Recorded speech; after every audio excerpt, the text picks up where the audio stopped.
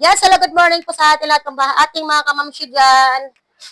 Happy viewing po sa atin. Tayo po ngayon, area po tayo ngayon ng Barangay Batasan Hills, may Talanay po. So, ating area ng Quezon City. QC pa rin po ito, Quezon City. So, ito po, andito na po ako sa kanilang house ngayon dahil meron po ako sila dyan na isang may bahay po, napaka masgasin na mapagmahal na ina. So, andito po tayo ngayon. So, ayan po, ito po ating napili, napuntahan, dapat nung last week pa ho ito, mga kamamshi. So, and then, ngayon po ako na tuloy naman po, kahit paano, dahil ginad po tayo ng isang ating kabrother na kahit paano na, tinulungan din po ako na makarating dito. So, thank you naman po doon sa ating kabrother, mga kasister.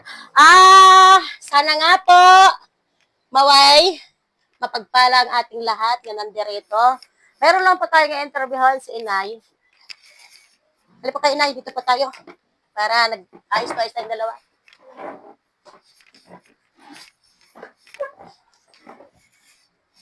Nay, ano po ba yung pinagkakaabala niyo po sa araw-araw niyo po? Sa halimbawa po, alam kong isa kayong masipag na lorang ina sa ating pamamay. Ano po ba yung pinagkakabalahan niyo po para lang sa inyong magiging anak, sa inyong nagiging apo, para lang ito mabuhay? Ako po, magandang umaga po. Ako po si Aling Bibing. Nakatira po ako dito sa Talanay area, E3. Ang trabaho ko po dati ay isang kusinira po ako kay Doktora sa Munti. Tapos, hindi naghinto na po ako ng trabaho, nagtitinda na lang po ako ng balot para po maitaguyod ko ang pamilya ko at saka mga anak ko po dahil may mga apo po akong nag-aaral po ngayon. 3 po yon sila. Tapos may apo po ako na special child. At saka ang isa ko pong anak nga si Jason, yun po ang tumutulong po sa akin sa pagbabayad ng upa sa bahay. Yung anak ko po, biguin po sa akin yan dahil wala po siyang bisyo at saka mapagmahal sa ina. Sa mga kapatid, katulad niya na wala na rin asawang kapatid niya. Single mom po ako, 3 po kaming ang mga anak ko na single mom po, wala po kaming trabaho. Yan lang po, nagtitinda po ako ng balot.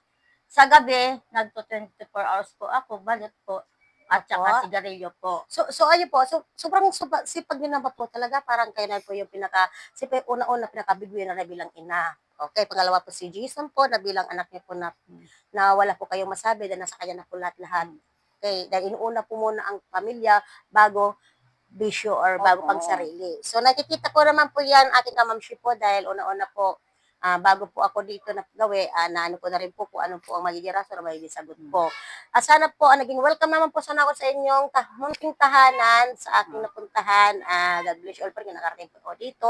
Dapat nakalang last week pa sana ako nakapantin, kaya busy po si Kamamshi, marami din po ako ini-areahan. So, dahil isa na rin po kayo nakaline up po sa akin, kaya ito muna inuna ko dahil dapat ako ngayon back to siya na ako Malabon. So, inuna ko muna area na to kasi alam ko mas malayo-layo. So, ayan po, Kamamshi. Sana po yung pagpunta po natin dito, kahit kakunting pa-blessing lang po tayo sa ating pamamahan ng mga kunting garolata at naabutan ng kunting pang-ulam din po. Ang hiling ko lang po na may sana malaking tulong na rin po kahit paano pabigas natin. So, good pabigas po mga Kamamshi sa may bahay po natin pinuntahan po dito sa may area may Batasan Hills po, sa may Talanay. Talanay po. Area Itre, Talanay. Yung po mga Kamamshi, so medyo malayo naman po konti. Kaya nga po nagpapasalamat po ako kay God din andito tayo, pinagpad ako dito. Tinutulak talaga ang paa ko na pumunta po rito dahil marahil nga po itong dahilan po. Mapasugod ako kay Kamamshi.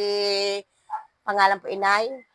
Bibing po. Kay Mamshi Bibing, ayan, nga para mapuntahan ko. Sana po, Mamshi Bibing po, sana itong kunting may bibigay ko sa inyo, sana kunting tulong lang naman po. Kunting pa-blessing lang po, pa-share blessing lang po tayo. Kasi yun mo talaga yung aking kinakaya po ni Kamamshi, bilang si Emily Roque Vlog po. Sana po naman po, maging ano po tayo, ang masaya lang po ako ay mapagmahal sa isang tahanan na bilang ina. At nagpapasalamat din po ako sa iyo dahil nagulat po ako na blessing po ni Lord na hindi ko po alam na mayroon parang isang tao na parang guide si Lord na magpunta sa bahay namin at makatulong din po sa mga apo ko na nag-aaral sa araw-araw po na pambaon po nila. Yun po. Nagpapasalamat din po ako sa inyo. Mayroon di ba po ba sabi niyo po dito, area mas malapit pero nakakatakot naman yung paningin ko. Ang taas ng bahay niyo. Opo. Tingin ko sa baba. Buti may ano no, Opo. delikado yan. Opo. Dito. Kaya nga po.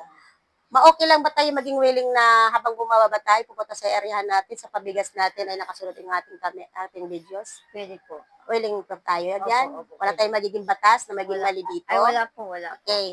So yan, maraming salamat po mga kamamshi. Sana po, i-team lang mo kay kamamshi. I-guide niyo po ako sa aking pinuntahan. Ito po, gagawin po kami sa isang area.